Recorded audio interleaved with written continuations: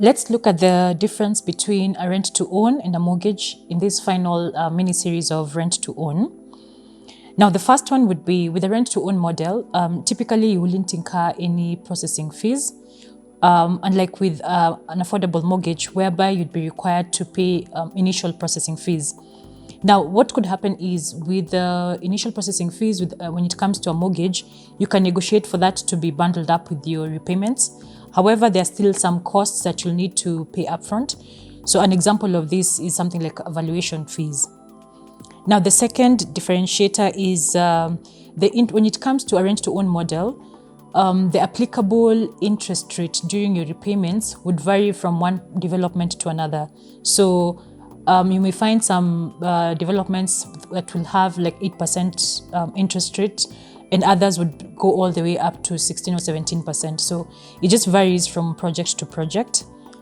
Now, with an affordable mortgage, you'd be looking at a fixed interest rate within the range of 9.5% per annum to 9.9% per annum. The third one is with a rent-to-own model, payment starts from the time when you sign up.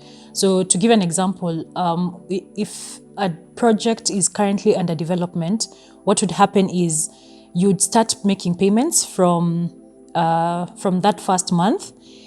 Unlike with a mortgage whereby once you've been pre-approved by the bank and the financier has issued a letter of undertaking to the developer, the funds will be drawn down upon completion of the property. Now, the fourth one is with a rent-to-own model, ownership is done at the end. So what that means is once you've finished making your payments, let's say if you took a 10 or 15-year payment plan, once you finish making your payments, that's when the ownership is, the title is transferred to you under your name. Whereas with an affordable mortgage, what would happen is the contractual paperwork will be under your name, and once the title comes out, it will still be under your name, though it will be charged by the bank. So what happens is once you've completed making your payments, that's when so a discharge will be issued, and now your title will be free. It won't be encumbered. The fifth one is when it comes to recovery measures. Let's say in the event that you've lost your job, or you no longer have a source of income. In both instances, you have the option of renting out your unit, whereby you'd be collecting rent at market rate. So if there's any difference, then obviously you'd be required to top up.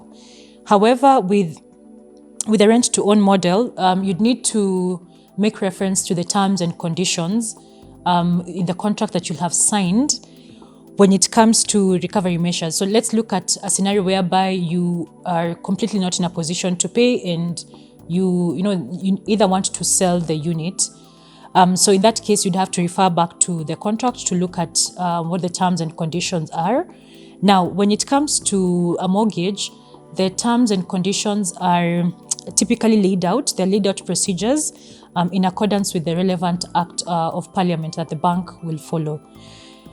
Now, the final one is when it comes to a rent-to-own model. So some developments may have a penalty, whereby if you, let's say, for example, pay way much earlier than the prescribed period of time that you took, you may incur a penalty. Again, it varies from development to development.